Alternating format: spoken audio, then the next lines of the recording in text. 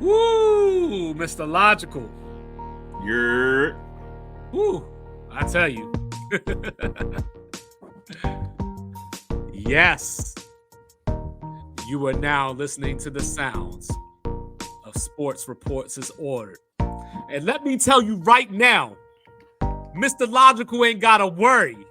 Because if I see somebody putting him in the chokehold, we gonna be tussling up in there. So what I'm telling you is, if you got friends that are fake, That act like foes. just call them Chargers and get them out your face. You don't want no friends where you don't know what you're going to get on a week-to-week basis. Don't hang with the Chargers. So, tonight, it's Thursday. What does it mean? It means picks, and more picks.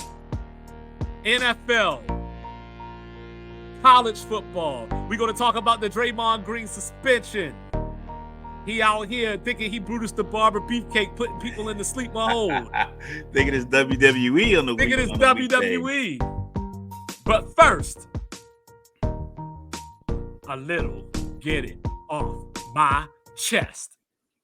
So, I know, usually the connotation of get it off my chest is negative. And initially, I was going to get up on here and call out Cat, but we could do that later. You know what I'm saying? So in the meantime, get it off my chest can be something positive. Now, we all know that one of my previous get it off my chest, I wanted James Madison to get the waiver. The NCAA came down today and said no to them and Jacksonville State. Jacksonville State coached by Rich Rod, by the way. But anyway, get it off my chest. Today is a celebration because a couple of months ago, we watched two schools in small towns get screwed over. My heart went out to Corvallis, Oregon, Pullman, Washington, the Palouse, as USC and UCLA decided to go to the Big Ten and said, okay, Pac-12 is back to the Pac-10. Not so fast. Oregon and Washington on the way to the Big Ten. The Arizona schools, Utah, Colorado, on their way to the Big 12. And then before you could even blink and brush your teeth, Stanford and Cal's in the ACC next year. So you got Oregon. It doesn't make any sense still. I don't care. It's Atlantic Coast Conference. Yeah, the All Coast Conference now. The All Coast Conference. You know what I'm saying? Like, we diverse up in here. But so Oregon State and Washington State were left behind to pick up the pieces. What are they going to do? Are they going to have to join the Mountain West? Are they going to call the American and try to get in there? So what did they do? They did what any American would have did. They took it to trial. And the judge voted yesterday, or I should say, the judge decided yesterday to give Oregon State and Washington State the Pac-12 rights for now. Of course, the other schools are going to appeal. It may take a few months to get a total resolution. But in the meantime, this is a victory. So there are $400 million or a little bit more than that up for grabs in this situation. So, of course, these schools like USC, Washington, whoever, they were trying to use that money to pay their buyouts and all that, to pay their entries into the Big Ten. Washington State and Oregon State said, that's our money. Our money. So now, what do they do with the money? Because they can't just go out here and NIL everything and go get Shador or something, go get Travis Hunter from Colorado. They can't do that. But what they can do potentially is grab some of those Mountain West schools, Boise State, San Diego State, Fresno, so on and so forth, and add them to a new Pac-12 where they get to keep the branding, which is more valuable than the Mountain West name. The only question that I have is, it's one thing if you join the Mountain West, we imagine the TV deal is not going to be very lucrative. Not really. But if I stay and remain calling myself the Pac-12 and I go out and grab these Mountain West schools, is that worth an extra few $1 million on a TV deal? I guess to be continued. We'll have to see. But for the time being, I just want to give a shout out to Oregon State and Washington State for fighting the good fight, and don't let these Benedict Arnolds get away with it. Yo, this TV deal, I hope it's settled. I hope they figure it out because going from the 14 playoff to the 12-team playoff, and then you got Stanford in the ACC, and then you got the Mountain West, and then you got the Big 12. I hope they figure it out because if they have to revamp this whole thing again, it's going to be like 24 teams in the playoffs because 6 schools are going to break off and be their own little thing, or these other schools are going to just expect to get in every single year. The SEC is going to go down to whatever amount of teams, and it kind of, like, I understand change has to change. I'm not one of these old dudes just get off my line kind of situation. I understand, like, you have to get you have to have growth in your organization, or you're bound to fail. But some of it is just a little bit too much. And I hope they kind of figure it out. And I'm happy if they do figure it out. But right now it's just like Stanford and the ACC. I can't get with it. I can't get with it until I see how it plays out. It's like the play in or the midseason tournament, all those other things that have happened. Even the 12-team playoff. I'm not sure how I'm gonna be good with that because it might be a situation where and we get 5 teams from one conference. Mm-hmm. So it's gonna be one of those things where it's have to play out. I'm gonna have to be like, all right, it's good. It makes sense to me. I'll So rock so with it. so so if 5 teams, hypothetically, if 3 to 5 teams from the same conference get in the 12-team playoff, do I get to say what I already say? I thought every week matters. Now it only matters if you are a small school. If you're a team that generates and drives revenue, then you get a couple of weeks. Yeah, like one of the things that we love about the NFL is that these teams play twice. You play your rival twice and all that kind of stuff. In college football, it's like, I don't want no rematch. Like, don't tell me every week matters. I mean, obviously, you know how I feel. Don't tell me every week matters if Alabama's going to get in the playoff before Texas does. I mean, every week matters after week 3. Yeah, there you go. But yeah, that was my get it off my chest. I just wanted to shed some light on Corvallis and the Palouse. The Palouse. Love that The word. Palouse. You love that word. Yeah, like I said, I'm a big, like I said, I'm like the way sports is going right now. I'm liking the way college football is shaping up. I want to make sure that Jayden Daniels is at the top of the Heisman list. I don't know how he's not. Like what he's doing in the 3 quarters that he played against Alabama, he had over 160 rushing yards and over 200 passing yards. I think he had like 3, maybe 4 touchdowns that game. 5 touchdowns last week after potentially, battling through a potential concussion. You know how that works. Mm-hmm. Um, so I just want to make sure he gets his due and he gets to New York. Even if he doesn't win it, which I think he should, he definitely should be there over a guy like JJ McCarthy. I don't care that your offensive line, your defensive line are so good. That doesn't make you the Heisman. I mean, like, it's not really a get off my chest, but just something I was thinking about. Like, even Bo Nix, I think Bo Nix has earned it, but he is like 27 years old. He should be able to beat out some, some kids that just were in high school a year ago. But what Jay Daniels is doing in LSU with Brian Kelly, who people don't really feel is a top flight coach, he just, he's done a good job at Cincinnati. He did a good job at Notre Dame. But for him to be performing at that level, and we saw what his defense has done in the games Mm-hmm. that they lost, is the defense is just they couldn't stop Alabama the whole second half. They couldn't stop Ole Miss, and they couldn't stop Florida State. Mm-hmm.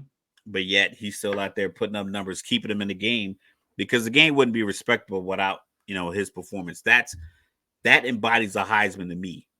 Right. It's not just the best player on a stacked team. Like Mac Jones was the quarterback on Alabama's best team, but they recognized that it was Devontae Smith that was making that engine go. So I think the NCAA does a better job of recognizing that. Right. All right. So it's Thursday. We talked about it. Picks. Time for a little chaos theory. So, if you remember, and in case you remember that we are wherever you get your podcast, we are on YouTube. So, hopefully, you saw before the season started top 25 questions about college football, where I said that Oregon State was going to make the Pac 12 championship game against Washington by beating Washington in the regular season. So here we are. We are here. It's the weekend. Washington invades Corvallis. I'm still sticking with the Beavers. DJ Uyangale, I still don't even know if I'm saying his name right. I practiced it a I couple think it's times. Ungalele. Yeah, I don't know. I be practicing it, but it just don't come out. But anyway, he has not thrown an interception since September 29th on that Friday night when they upset the Utes. He's thrown 12 touchdowns since then. Damian Martinez leading the running game, but I think Washington's going to get a healthy dose of Silas Bolden, who you might remember from the Utah game. Number 2, the little short guy, he's going to get the ball in space and give Washington some problems, because the problem with Washington is it's not that their defense is bad. Their defense just isn't good. So they're not like a bottom defense. They're not USC, but they're just middle of the pack. There are Yeah. yards to be had against them. And Oregon State can run the ball well enough to make Penix have to press when he comes onto the field, because we've seen he didn't throw a touchdown pass against Arizona State. So this is not one of those games where you're playing against Tim Tebow back when he was at Florida, and you're like, Yeah. how are we going to stop him? Like, no matter what we do, he's going to run on us, he's going to do. We saw Michael Penix is human. They struggled with Stanford. Now it's time for those chickens to come home to roost. Yeah, this is the thing though. I understand like it's a road game, and Seattle is a substantial distance as far as if you go from the Pacific Northwest down to Oregon. But I don't think it's that pressing. I think Washington has aspirations of being in the college football playoffs. Mm-hmm. Mm-hmm. And I know DJ Ungalele started out at Clemson. He was a St. John's Bosco guy. He was in that documentary. Was it called Quarterback? It was a Netflix documentary where they followed him, Sam Hartman, and Spencer Rattler. They weren't following. They were following the starter at St. John Bosco. He ended up going to Iowa State, and I don't really think his career really panned out much after that. So he's been in the spotlight for a few years. Do they have a chance to beat Washington? Yes, but I just think that certain teams on the mission, and if you want to believe a conspiracy theory that like, hey, the referee is going to give the upper hand to the team so they can get more, maybe that's the case. I don't know, but I'm gonna ride with Washington. I'm gonna ride with the left-handed Michael Penix Jr., the unorthodox thrower, and I think he just finds a way. I think he just finds a way to win on the road. I know How they had the scare against Utah, but I think Utah plays an NFL defensive style. Offensively, it leaves a lot to be desired. But I think the framing, the players, the way Utah plays defense, it might be tough for college kids because they play a little bigger, they play a little faster, they play a little smarter, they play older. Like I said, we talk about BYU and Utah. A lot of their players aren't 5-star guys coming out, so it's a lot of guys who kind of grind their way through. So you'll have, a handful of 21 to 22-year-olds just on the field at any given time between special teams, defense, offense. So I think like Utah just has that perfect kind of combination that can give you trouble. I'm not well, sure if Oregon State has that same kind of cachet as far as like the maturity of their defense. how would you like to be Oregon State right now, though? I mean, obviously the results are going to be one thing, but just thinking about the moment, they play Washington this week and they get Oregon next week. Like, they got a chance to set the chaos into motion just by beating one of them. They don't even have to beat both of them, just beat one of them and this chaos gets started. If they beat Washington, then obviously Washington has to beat Oregon in the Pac-12 championship game. I don't think they'll have any problems with Wazoo next week at home. If Oregon loses, then they become spoiler, because if they still make the Pac-12 title game, they still have the opportunity to knock Washington out. So the True. Pac-12 is very live right now. The Pac-12 is very live right now. And, as far as upset alert, you What you got? know, What you got? all right, I am going with Memphis over SMU. As an alert, I'm not picking the straight up upset. I'm just saying I'm putting SMU on upset alert. All right, here's the big one. Because whenever you pick an upset, this is the problem, right? I'm It's an listening. upset. It's an upset. So it's Yeah, not supposed to happen. And I know everybody's going to tell me I sound crazy when I say this. But if I didn't say it, I just wouldn't be 2-5. exactly. So, upset alert. This team has lost 16 straight against this team. This game is on the road at the team's place that has won 16 in a row. This is an all-time series where the favorite in this game leads the all-time series 31-2. So you're just going. And yet, I'm putting Penn State on upset alert against Rutgers this weekend. Come on, dog. Rutgers just got shut out. Look, I'm trying to tell you a word here. Like, up until last week when Michigan played Penn State, Rutgers was the closest team to Michigan all season. You just saw a couple of weeks ago. Don't think Ohio State didn't sweat in that game. So Rutgers is here. 6-4. They're bowl eligible. Nothing to lose. Nobody's expecting anything from them. Greg Schiano needs a signature win this time around at Rutgers. But as far as the actual upsets that I'm picking, I know, like we already said it, I know Washington is the number 5 team. Oregon State is favorite. I'm taking Oregon State. I'm taking Utah over Arizona. It's a 1-point spread out in Tucson. But the problem is, whoever made this game, they put it early. You know what I'm saying? It's sleepy Tucson. This isn't nighttime rabbit. College students been drinking all day, Tucson.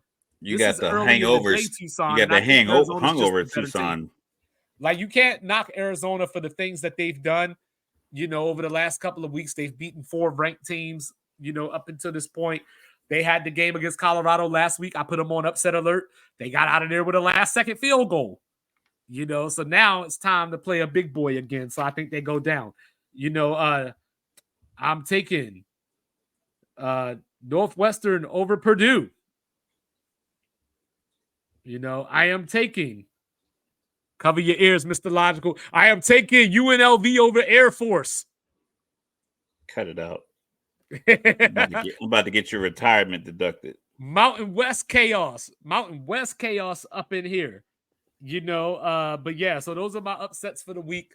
I wanted to pick Clemson over North Carolina as an upset, but then Clemson's favored by 7.5, so I can't call it an upset. Can't call it upset. Can't call it a an comeback of any years. You know what I mean? Yeah, but there you go. But this is the question that I have for you. Is there any way on God's green earth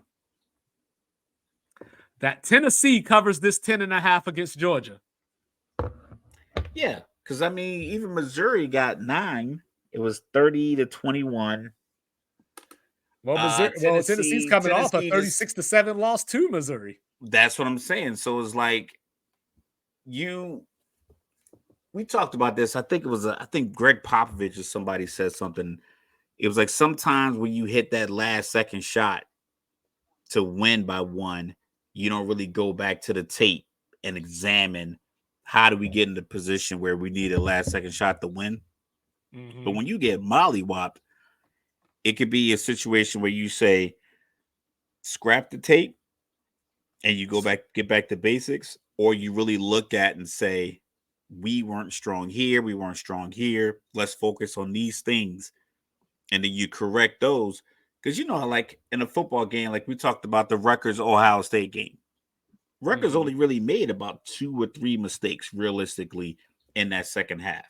It's just that one went for the pick six because they were driving the ball up two.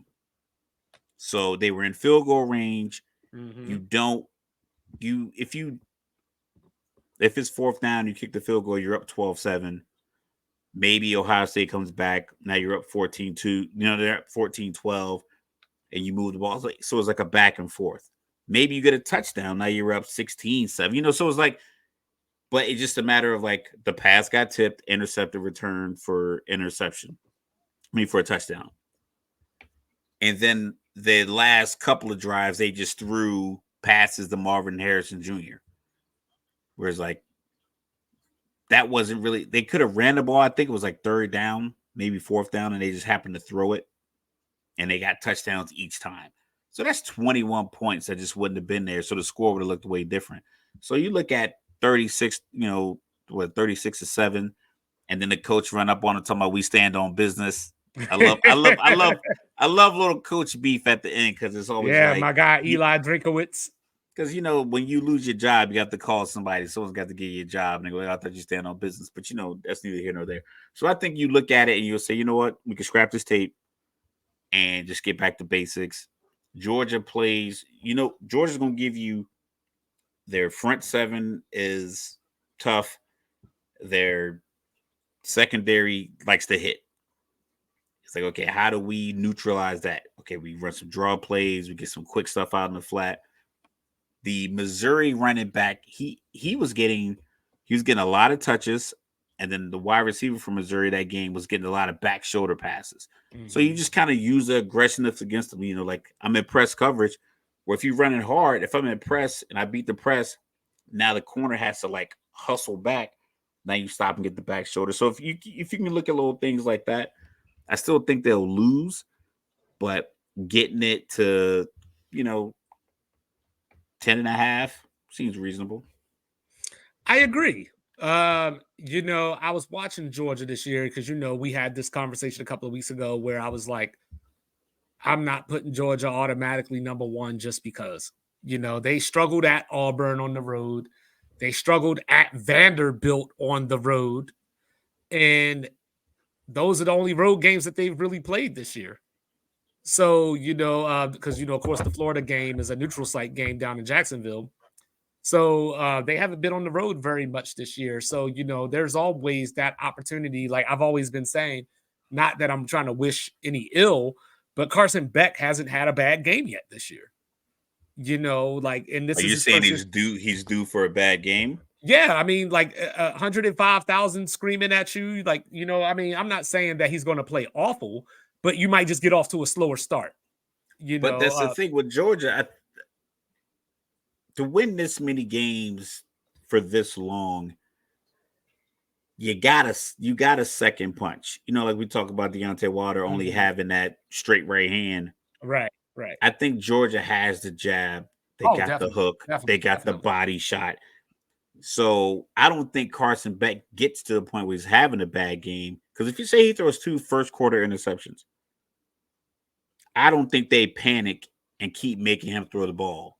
I think they just go to, what, Just keep run it down your throat. we'll just run it down your throat. Yeah, We'll go extra offensive linemen, extra tight ends, or we go 2 tight ends and give him an easy pass. Now, what's the guy's name? The Bowers, yeah. Brock Bowers. Yeah.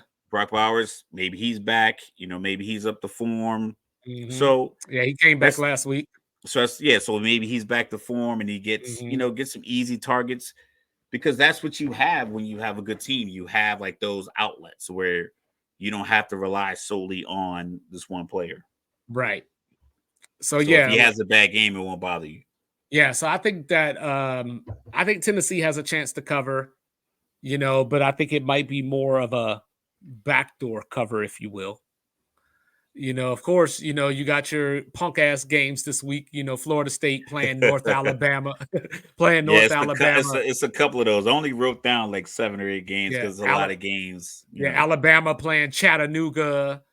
Auburn playing New Mexico State. I mean, shout out to New Mexico State. They beat Western Kentucky last week, so I can't hate on them, but so bad. So it is, of course, because that sets up rivalry week next week, So a lot of these schools do this, but then you got schools like Ohio State that are 27.5 point favorites over in conference opponents like Minnesota, so they might as well play Akron this week anyway. What difference does it make? Yeah, You I know, was going. I remember I did that early this year where I took all those big spreads and I was like, "There's no way they can cover." And Ohio State scored like 63 points, and they, against Western Kentucky. yeah, it was like, man, there's no way they gonna lose by 35 and a half. Yeah, they lost by more than 35 and a half. They lost by 53 actually. But yeah, so I think there's some stuff that could happen this week, like Texas. Texas not in the clear. They lost Jonathan Brooks for the season. They gotta go That's over tough. the That's they gotta tough. yeah, they gotta go over to Ames, Iowa, over to Brock Purdy Field. So we'll see, if the Cyclones can pull the upset. They've been known to bite someone or two. Kansas, the battle of the Sunflower State against Kansas State this week. Both schools still alive for the Big 12 title game. Kansas has not beat Kansas State since 2008. How? Kansas State hadn't really had like a great run. I think they had a couple of years where they were tops of the Big 12 in late in November, and I think they got one maybe BCS bowl bid out of it Well, with that one they're always quarterback. solid. They're like the Big 12 version of Utah. They're always 9-3, but then they win the title somehow, or like they get to the Big 12 title game or something along those lines. You got some schools out here. You got Mississippi State on upset alert. Actually, now that Zach Arnett is gone, they don't have a head coach. Playing against Southern Miss, you playing one of those G5 schools from your state. A lot of Yeah, kids wanted but to go there. A lot of kids wanted to go there, but hey, college game day up in Harrisonburg, Virginia. in the middle of nowhere, Virginia. Not Yeah. this. Yeah. We had James to look at it Madison. on the map the other day. James Madison hosting Appalachian State. James Madison denied their waiver by the NCAA. The Sun Belt came out and said that if it got approved, they would let them play for the conference title.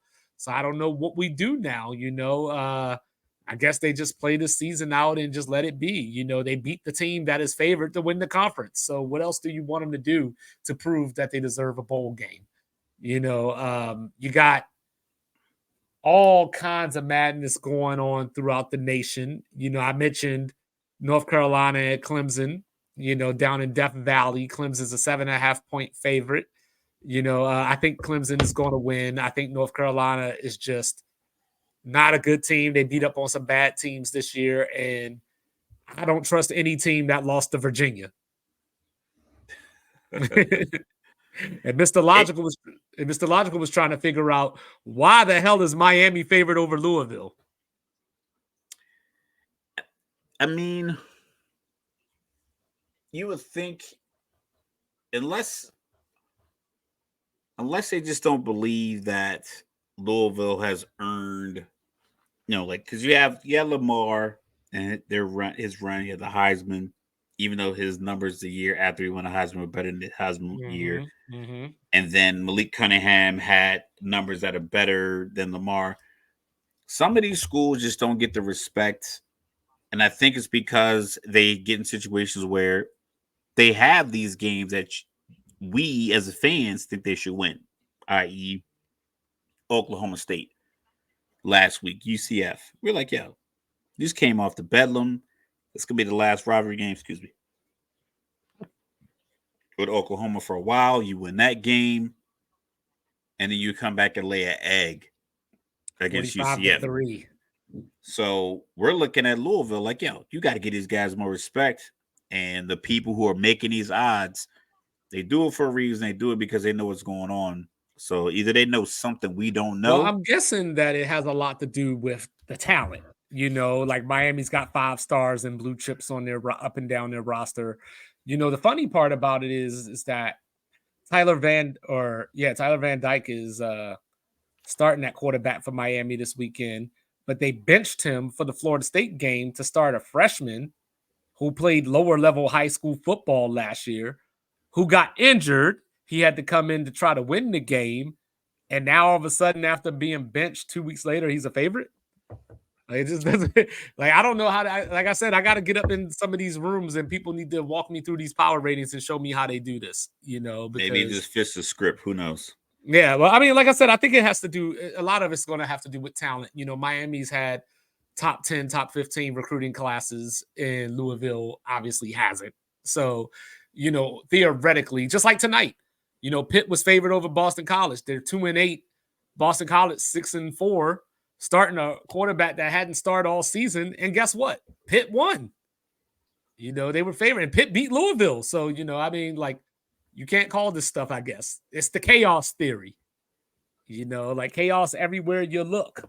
Missouri's got Florida this weekend, favored by 11. So Florida needs to win one of the last two games, whether it's this week or next week against Florida State, to become bowl eligible. Colorado and Washington State pissing Mr. Logical off because they got Dion playing on a Friday night again. The loser of that game is eliminated from bowl contention. Yeah, that's the toughest. That's the tougher part is that I think Dion had the team in position to be bowl eligible. I think that was probably the biggest. That was probably realistically the top goal, the top expectation for the team coming into the season. Mm-hmm. I think getting bowl eligible was like, hey, if somebody asked Dion privately or a staffer privately, like, yo, what's the goal for this year? And they're like, yo, getting 6 wins. 6 wins with this non-football school that doesn't have a great tradition. Because it's not like people say, oh, it's a different team. Because this is your argument a lot. It's like, oh, they won one game last year. But if you think about the program, how many guys were from that one-win team on this team? And if that's the case, if you only had enough talent from the school to play on the team last year to get you one win, how much talent could Dion bring in that's going to like bolster that talent? So when it got to 3-0, I think the basic expectation of being bowl eligible, I think people kind of was they pushed it to the side, and they were thinking like, "Yo, we could shock the world," and hence why they've sidetracked eventually since then. So if they lose this weekend, I don't think it's the end for Dion in Colorado, but I do think it's not. It's gonna be tough for recruits because it's gonna be tough for Colorado to keep them. Because I think if you're a school, not necessarily, I think it's going to Texas A&M. Lane Kiffin takes a Texas A&M job, right? Ole Miss is open. Somebody from Auburn takes that. No, like we'll say somebody from Florida State takes that job, like an assistant coach, something like that, takes that job. And then next year, another job opens up. If you think about Mississippi State, I think that's open now, right? Mm-hmm. So you got to get these jobs filled. Well, Dion next year has a school enough like Florida charisma. might come open. Florida might come. I think Dion has the kind of charisma to where if they have a repeat of this season next year, I don't think it's going to dim Dion's charisma because I think the next school with, I won't say real talent because that's like dismissive of what Colorado has, but like a Like a depth, traditional traditional power. power, Yeah. an LSU, Georgia, not necessarily, but like LSU, Florida, Florida State, Miami, Clemson, one of these, quote unquote blue blood schools that has a great talent pool and a good recruiter can sway players. Dion's always going to be a great recruiter. And they'll look at it like, well, you had success in Colorado, but you were playing with one hand tied behind your back. You come here, we're going to have 10 hands playing for you. And all you got to do is, Nick Saban that thing and just control the strings Right. and watch what happens. So I think that might be that could be appealing. Well, the winner of this game is not in the clear, because even if Wazoo pulls this off, they got to go to Seattle next week for the Apple Cup. If Colorado wins, they got to go to Salt Lake City next week.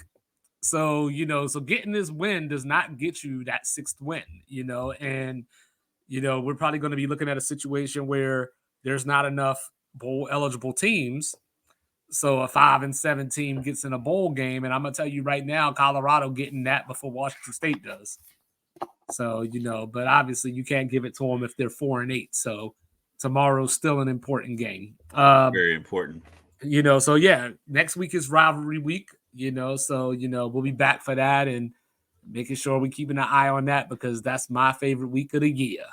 Now we take it over to some more football. Unfortunately, Joe Burrow got injured tonight. Hurt his wrist early in the second quarter in this game against Baltimore. Baltimore's up 27-13 with 9:56 left. Joe Burrow hurt his wrist, didn't return, so we'll have to stand by and see what's going on there. Tried to throw the football, couldn't grip it, lost it, ran straight to the locker room. So, hopefully it's nothing serious. But Mr. Logical, we got some business to tend to. So Yeah, Deshaun we do. Watson is out for the season now. Opted to have shoulder surgery. Cleveland, like the guaranteed contract that the NFLPA was hoping becomes the standard. Deshaun Watson is the cautionary tale of why that's not going to happen. But press on. Yep. So, and of course, in true Cleveland fashion, look across the field and who do they see this weekend?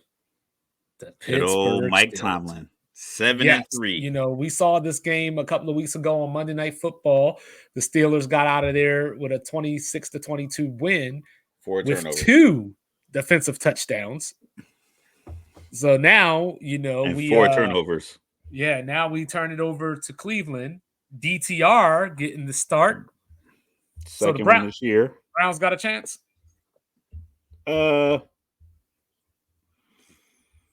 No, because I think Pittsburgh will play offensively the same way Cleveland plays with young quarterback, short passes. Occasionally he'll be able to check it, and they're going to play good defense. I just think that DTR is going to hold onto the ball too long. JJ Watt's going to knock it out. Hayward's going to knock it out. He's going to throw it late. And, Joey Porter Jr. is going to grab. Well, I think it's going to be, he's more likely to make the mistake because he doesn't have command and control of the offense. Whereas Kenny Pickett, he knows his numbers are mediocre at best. But he knows to give it to Najee Harris, to hand the ball off, hit fryer moves, get it to Pickens when you can. I think he knows that I can go 17 for 27, 201 yards, and we can win because I'm only gonna throw the ball when I really need to throw it. Whereas DTR they're gonna call a pass play. He's like, this is the out route or this is a deep out. I'm gonna throw it and it's gonna get picked. Just little things like that where you're just a little bit more confident in your position. And I think he'll give the ball away at least twice. Yeah, I'm picking Pittsburgh to win. I do think Cleveland has a chance. I mean, when you got the number 1 defense in the league, you are going to be in every game. Yeah, but not when you're giving the ball up at the 40. Well, we'll see. Kareem Hunt has been effective over the last couple of weeks. Helping out Ford. So I think they'll be able to control the clock a little bit as well. It'll basically be one of those 10-9. Like old school black and blue division games. I think it will be offensively low. I don't think it's going to be like a high offensive game. Right. I just think, like I said, I think there's going to be a situation where DTR gives the ball up just through attrition. Just like, hey, I'm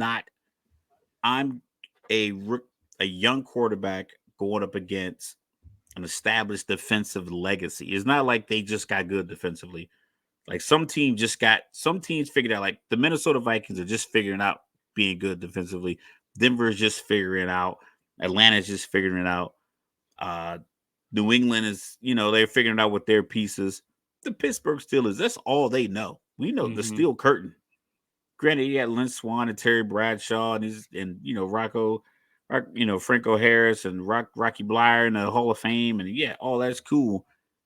They are known for defense, and that's what they've like. It's the same thing with the Ravens. So even if the Ravens at some point in the last 4 or 5 years, they might have been like 18th overall in defense. We wouldn't think that. You just make the assumption that the Ravens are good on defense. Well, yeah, right This, now the Steelers are 31st. so it's just like they make plays. I think they They just make make plays. plays. They turn teams over, and with a young quarterback, Well, yeah, what's crazy is, we talked about Minnesota last year and all the one score games. Pittsburgh has won, 9 straight one score games, and they've also been outgained in 9 straight games.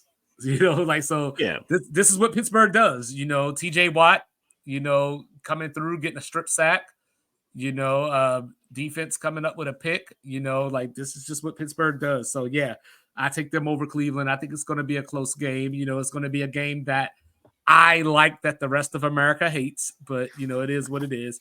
But we do got Justin Fields coming back this week. Chicago and Detroit. The matchup of the fourth Detroit and the fifth Chicago rushing offenses in the league. And there's a lot of things that stand out to me and that always surprise me. Like I think a couple of weeks ago, Kansas City was like second in defense, and I was just like, how? Like it just doesn't register. Like the way you said how we think Pittsburgh always has a good defense.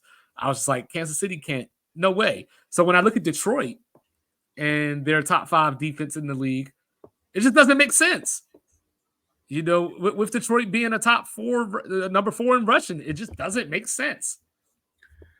I think Detroit, like they are kind of embodying the personality and the moxie of their head coach. I think they drafted to fit that personality. I Mm-hmm. think Jared Goff is just perpetually, just continually, just underrated. Hey, Like if you look, their head coach that just got contacted by his alma mater today. listen, I don't know how much he likes college football right now, considering that this is the arc of his Mm-hmm. Profession, NFL yeah. professional coaching career. Uh-huh. Uh, But that money talk. I think they got a. I think Detroit really has a chance to represent the NFC in the Super Bowl. Mm-hmm. I think they're going to win their division. I think they have less. I think they have less holes than like a team like Philly. I think Philly has issues because Jalen Hurts is hurt.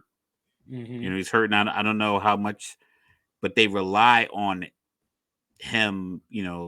Basically being strong from the waist down, and his knee seems to hurt, and they keep calling the same play. It just seems like the arrogance of the Philadelphia staff is going to hurt them. Whereas Detroit, it feels like Dan Campbell walks into a huddle on 4th and 1 and says, "What are you gonna do? Because I got an idea." And Jared's like, "I think we should do this." And he's like, "You know what? I like that idea. Let's run with it." Mm-hmm. Whereas, some coaches like Brandon Staley can walk into a huddle and be like, "It's 4th and 3 from the fucking 47." And Justin Herbert's like, "I think we should punt it." He's like, "Nah, let's go 5 wide." And he's like, "No, that's not going to work." Um, so with Chicago, I know Tyson hasn't been like lighting it up, Mm-hmm. but something I have noticed with him is that it looks like he goes through the progressions as they are diagrammed on the play sheet. Mm-hmm. Whether it's a dig route with an over, you get a dig route and a seam route and then a flat route and then a tight end on a little drag route. If those are the 4 routes, it looks like he goes through 1 through 4 every time he's behind the line of scrimmage. Sometimes Justin Fields looks like he's looking to bail out of there. A lot of his dropbacks, I don't want to put a percentage on it, but a lot of his dropbacks doesn't look like he's going through his. He might be, but he just looks like he doesn't operate the offense the way that this other guy did. So he comes out against Detroit, a team that's better than Chicago, without a doubt. And they're losing 14-0 at halftime, or they're not moving the ball, or it just looks bad. It could be a situation where, I mean, do you bench him? Not like they're paying him a lot of money. He was like Right. drafted like 12th or 13th overall. Mm-hmm. Didn't pick up an option, doesn't have an extension. He is trade bait. Chicago's probably going to be a top. They got Carolina's pick, and they're going to have their own pick. I think it'd be a situation where he aggravates his thumb.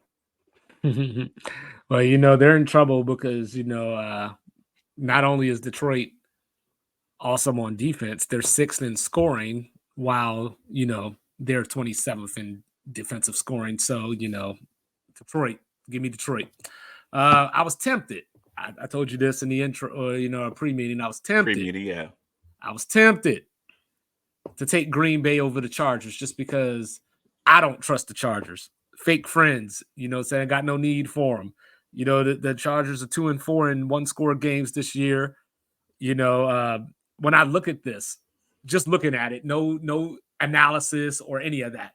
You just look at the schedule and you're just like, this is the kind of game that the Chargers would lose.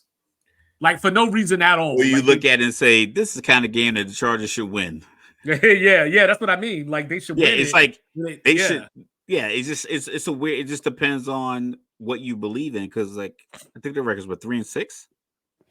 I think they might be 4-5, but But it's like double check. if you think Yeah, about it, you wouldn't if you ran down, like I said, we ran down the they're names four and last five. week.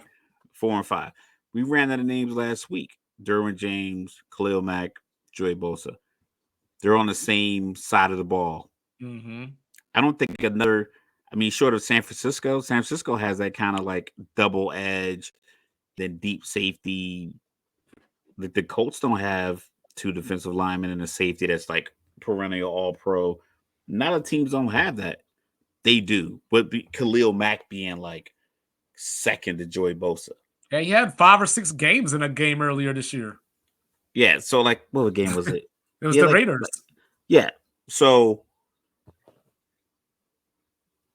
my knock, I want to say knock on Green Bay is that I don't know if Matt LaFleur, Jordan Love, and Green Bay offense are moving in unison. They had 2 timeouts, minute 20 left against Pittsburgh last week.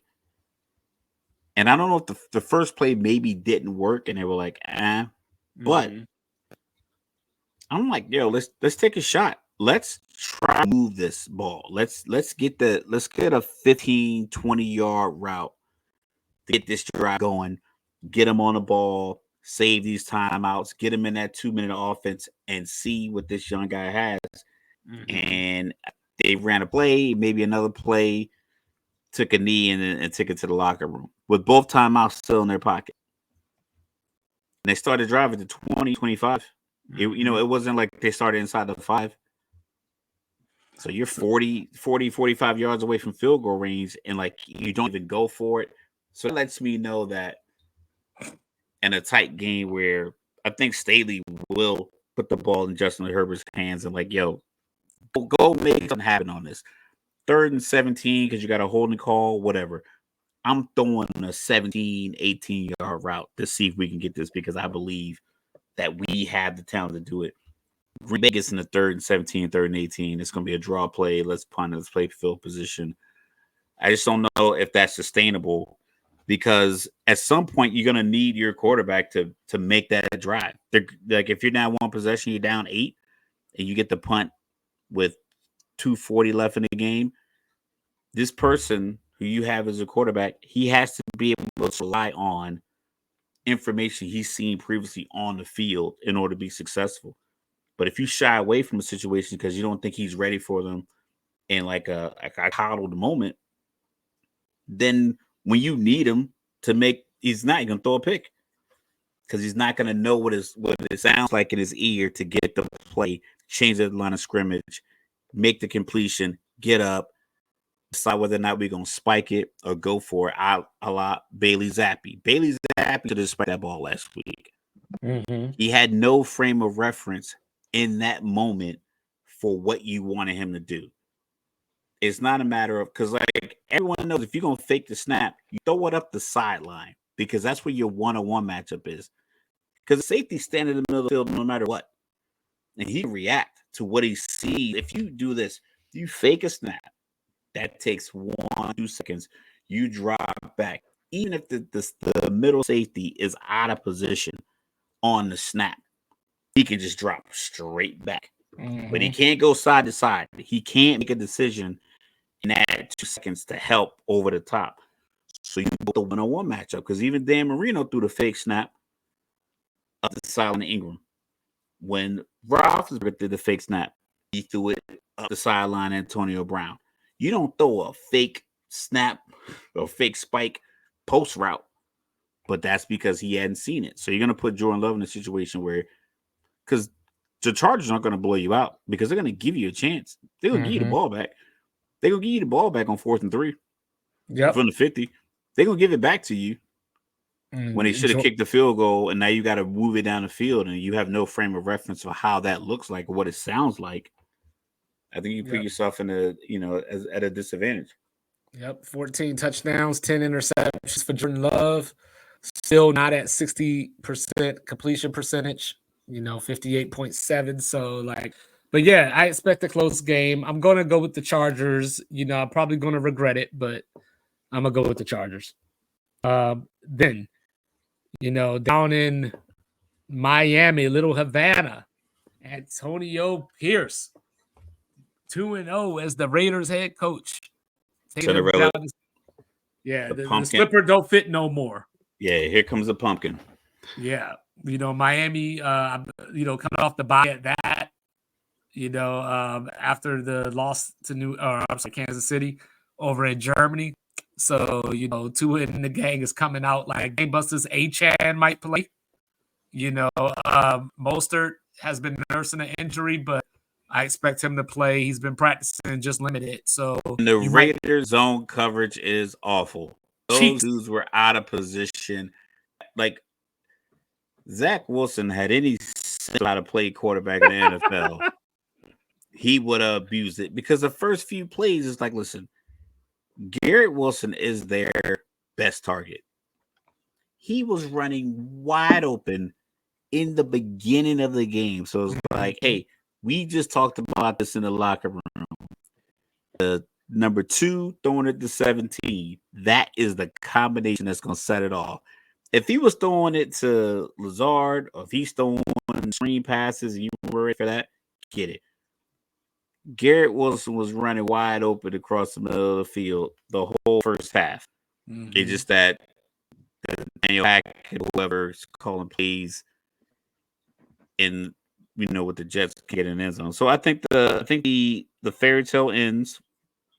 Mike McDaniel shows why it's more important to be the protege to a couple of offensive gurus before you become head coach, versus just being a really intense coach and who's a former intense football player. Like, it doesn't always translate. Right. So yeah, I got Miami pretty easily in that one. All I gotta say is, when I think about this, hopefully it doesn't end up like this. But you remember next Friday, and Debo and Sticky Fingers jump out. This is the rematch, Craig. Giants, your ass is mine. You got to come over to Landover now with Tommy DeVito. They're going to beat the brakes off of the Giants. It's time to take medicine. All right. So then we got obviously the Cowboys over the Panthers. No big breakdown for that one. I don't know how Dallas continues to get these schedules where they got the Alabama schedule. Yeah, you know what I mean? Like, it's so crazy because I was talking to somebody at work about this the other day. Like, we're in the same division as Dallas. We play all the same teams. It just But doesn't line up the same yeah, way. I'm like, we already done played Philly twice. Like, We put played up Buff 31 points each game. played Buffalo. Like Dallas did get San Francisco, but they've already played the Giants. Like I don't know, but anyway, Dallas over Carolina. Yeah. Jacksonville. I got Jacksonville bouncing back. To knock off Tennessee. Yeah, Tennessee doesn't strike me as a team that is. I think Tennessee can be one of those teams that's looking for a new coach next year. I think Vrabel's a good coach. Mm-hmm. I just think that the shot callers. I know the GM came from San Francisco, so if he's used to conversations with Shanahan and McDaniel and those other guys with offensive schemes, I can imagine that a conversation with Vrabel Mm-hmm. probably doesn't have the same, uh, je ne sais quoi, I guess. So I can see that being one of those jobs that's open next year. But Yeah, yeah, definitely. I'm taking Jacksonville. All right. So I'm about to waffle. Now you said it. I'm I about to know what you I waffle. know what you about to change too. I already know Yeah, what you about yeah, to yeah, change. yeah, yeah. I wanted to take the Cardinals I knew it. I knew he over was about over to the change. I Texans. literally looked at it, I was like, he's gonna change his mind. I can't do it. You know what I mean? Just because the Falcons are failures does not Wow. mean, That's tough. yeah, That's does not mean that I should just overreact and act like Arizona is back. It's yeah. just that simple. CJ Stroud, second in the league in passing to Sam Howell, by the way. Top five CJ Stroud, that is. Yeah, I'm just going to take the Texans. Yeah, that makes sense. I mean, the Texans are playing with confidence. They're I saw a stat last week before the Cincinnati game. CJ Stroud already has more passing touchdowns than Kenny Pickett. He already has more career passing touchdowns than Kenny Pickett. Kenny Pickett's been in the league 2 years, 13 less games. So Makes no sense. Makes no sense. Give James Conner should be back for the Cardinals though, so that's a yeah, positive. he came back last Yeah, he week. came back and he should be healthier Yeah, in. the Falcons will make you look good because they don't step on your neck. The Falcons can go up 3-0, and the motivation to go up 10-0 just doesn't exist. Where some teams, the old school New England, they were trying to go up a possession every single time they got the ball. So if they're up 10-7, they don't want to kick a field goal. They want to get a touchdown and be up two possessions. Make you They have to climb. make you stress it out. Some Right. teams are good with being up a possession, or being down a possession, and maybe kick the field goal. Certain teams like, nah, That's we gonna make this work. that's why I hate, as a Washington fan, I hate scoring in the fourth quarter. Because all game long, stop everybody. Fourth quarter come, we get a touchdown. You already know the other team about to get a touchdown on the next possession. Like, it's just how it works. Yeah, I it's don't know tough. how it is, but that's how it works. 49ers over Tampa. Not this week, Baker Mayfield. The 49ers are back on a mission. Brock Purdy is, he got his cobwebs shaken. So, yeah, I expect a beatdown. Yeah, I expect it won't be a 34-3 like they put on No, Jacksonville no, last no, week. no, no, no. But I could see a 27-13 game that Yeah, looks and feels more like 31-3. yeah. It'll feel like that, but I can see, because I think Mike Evans and Baker Mayfield, they'll be down a couple two, like they'll be down 17, and then they'll finally figure out, like, yo, we can win this one-on-one matchup. By then, San Francisco's kind of playing soft. Teams kind of take their foot off the gas Yeah, and just To let use the Mr. clock run. Logical's word, saying Baker Mayfield and Mike Evans got some good synergy. They got synergy. Yeah, they got They got synergy. synergy. Mike Evans is going to be on a different team next year because This is true. Tampa Bay is going to be. I don't know. I think Shador Sanders is probably going to be the hot prospect going into next season. And I Hmm. think Tampa Bay is going to put themselves in a position because I don't know if they re-sign Baker because I think Baker's up for some money.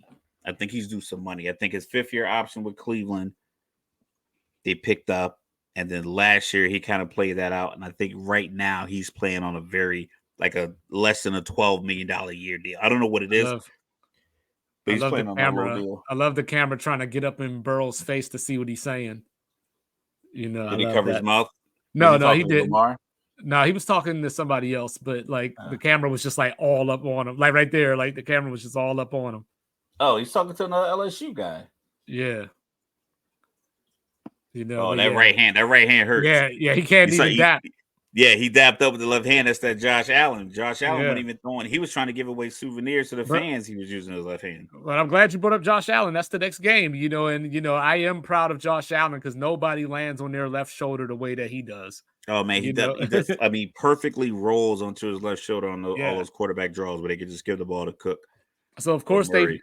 so of course they fired Ken Dorsey the other day. Got Joe Brady taking over the offense. So we'll see how different the offense looks. The head coach still has the same personality. So I don't know how much will change in a week.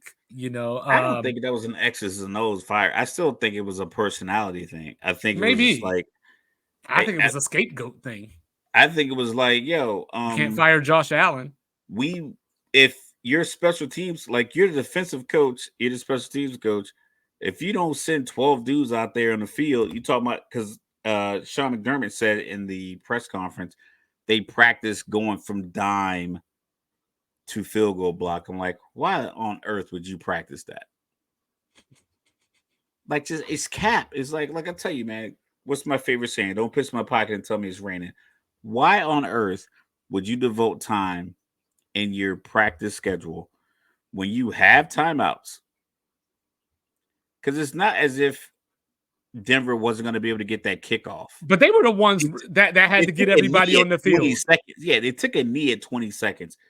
And I was Chris Broussard, first things first, was like, why you on second down, they're setting up to kick the field goal. When third down came around, why didn't you just have your guys on the field? Because no one practices running a field goal block onto the field because you can see it. You don't need to go from dime. Like it just was such a it was such a cop out statement that is like, dog, you didn't practice that all week. You definitely didn't practice it more than twice because it's not a situation that comes up. You can practice the Hail Mary. I can see you practicing that a few Practice times. some onside kick. Couple onside kicks, 2-minute drill, but practicing going from dime to field goal block, that just doesn't make any sense considering most teams play nickel. Hmm. You're out there in a nickel for most of the game. You're rarely in the full 3-4 unless you're playing a running team like Pittsburgh or a team like but if you play a team that passes, if you're playing Miami, you might be in dime a little more, but you're mostly nickel. You're in there with your pass defense linebacking core who can tackle Hmm. with the extra DB. So when he said that, I was like, that's cap. And he probably was in the locker room with the coaches talking about, man, we practice all the time. And Ken Dorsey's like, man, we don't practice that shit. What are you talking about? Well, not Like it, but it is what it is. It happens. Like, well, it'd be better if he would have got his points. He was like, yo, the last time our offense was on the field, we got the lead. well, it's not just him. Like Nathaniel Hackett basically got fired too. He's not going to be calling plays this week. He's no So, good. so if you're up here, you're Buffalo, and you need some elixir, what do? You go play the Jets. They can't take the Jets lightly. They won't take the Jets lightly because, oh, by the way, they lost opening night to the Jets. Just don't So throw 3 interceptions to the same dude. Yeah, don't do that, but That yeah, dude got his yearly bonus in that game. yeah, Whitehead, yeah, It's like a $500,000 bonus for 3 interceptions because Josh Allen he was out there throwing it to him like he was getting a cut of the thing, like he was getting a cut of it. yeah, I'm gonna take Buffalo, but I will say, if Buffalo loses this game, somebody pray for him. Somebody pray Got to for put him. him at 4-6. The crazy And thing they with the still got NFL, Kansas City and Philly back to back. Like, who made that schedule? the crazy thing with the NFL is that 9-8, NFC South 9-8 has got to get in the playoffs. Mhm. Uh,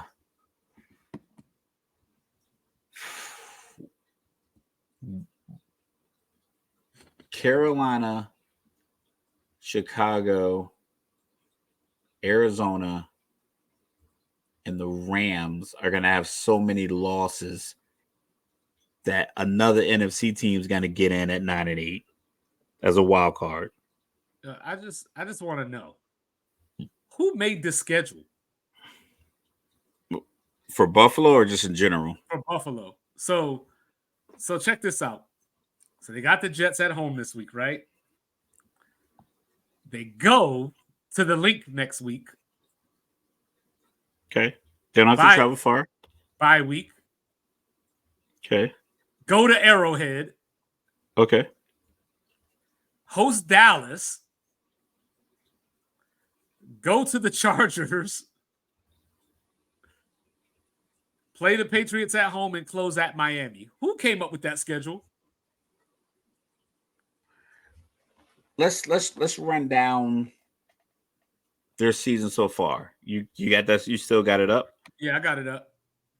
So they lost to the Jets on Monday Night Football to start So it you got off. the Jets, So division that was opponent. yeah, that was the whole Aaron Rodgers injury. They killed the Raiders the next week. Okay, so you got a cupcake game. Killed the Commanders Cupcake 37-3. They beat Miami by 4 touchdowns the next week. division game. That's tough.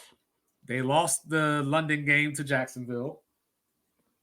That's tough.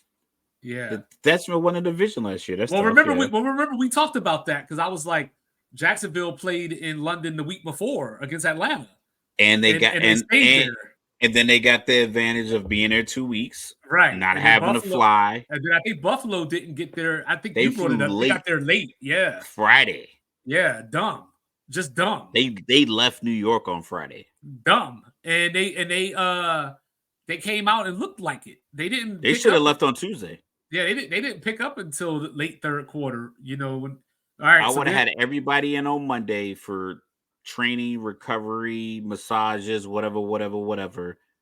Get on the plane Tuesday. If you need more treatment, you can get it. I mean, they have top flight fucking football clubs in London. They have the same equipment.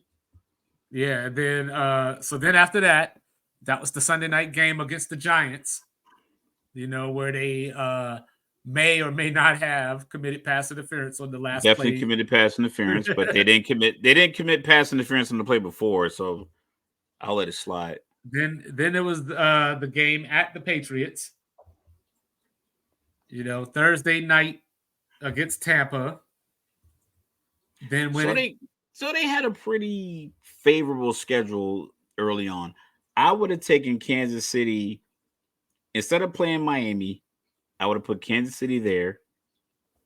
Instead of playing the Giants, I would have put Philly there just to give me a break. right, Give right, me my tough games early, right. and then I would have gone through this stretch because playing Philly, was it Philly, Kansas City, and the Chargers all within the next 4 weeks, And Dallas.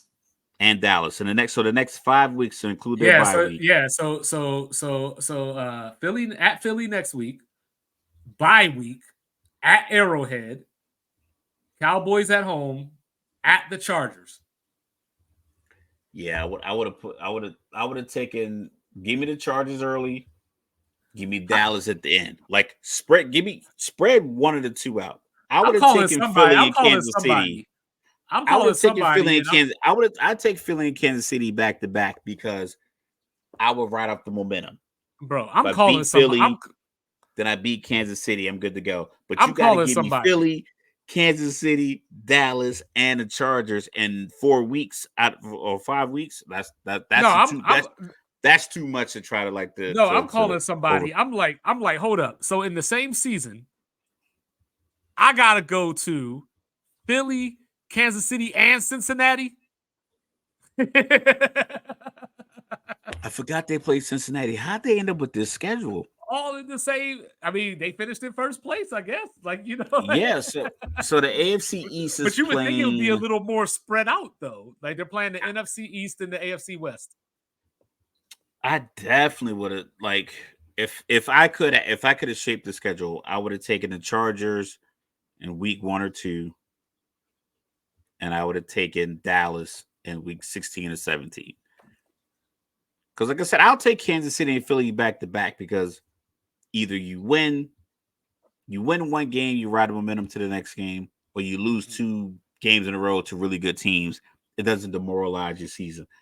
Now, if you lose those 2 games and you're just done, you're gobsmacked. Now you got to play Dallas and the Chargers, who are good teams, but they're probably beatable if you can space it out. But see, but It could be a Miami's situation where they could legit be. I'm gonna give them 5-5 after this weekend. They could be they could be six seven and and seven. nine. Yeah, or something like that. Yeah. But don't let Miami's not off the hook either, because the good news for them is that their stretch could be teams that already clinched divisions and all that kind of stuff. By So like weeks 14 through so so 17. so Yeah, so we so they finished. So they got the Raiders this week. They come up to MetLife next week. They go to Landover after that. Tennessee at home. Jets again. And then this is where it gets tough. Their last 3 games, they go home against Dallas, at Baltimore, and then at home against Buffalo. But who knows what Buffalo is by that point in Buffalo could time. be. Buffalo can have an interim coach and a quarterback sitting out with a sprained shoulder. You said Baltimore. Yeah, Baltimore.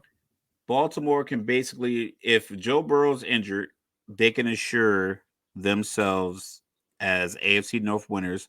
Because I like Pittsburgh. I think Pittsburgh will get to 7-3 this weekend. Well, hey, Pittsburgh beat Baltimore already. I just don't see it being like. I Right, think right. I think by then Baltimore's gonna be like, all right, we pretty much got this locked up. Yeah, Cleveland's done, with no Deshaun. Cleveland's done. No Deshaun. If like I said, if Burrow can't shake hands with his former college teammates as much as he talks about LSU, Yeah, he's if he hurt. can't if he can't lift that hand to hug a fellow Tiger, Yeah. then it hurts. Yeah, he Something's hurts. hurting. Yeah. I'm gonna take Seattle in the rematch against the Rams. The Rams shocked them in week 1, 30-13. Yeah, You know, Rams we'll, have not been talked about at all. You would have forgot that they've been to a couple of Super Bowls in the last few years. and then the Sunday night game. Dobbs Mania is the new Linsanity. Ah, remember Insanity? Yeah. People don't realize, man, that was only about 2 weeks. You know what I mean? Like, yeah, but Josh Dobbs got this thing going. They going out to Mile High. I'm picking them to win. When I look at this, I know You pick Denver's been. win? I'm I picked picking Denver.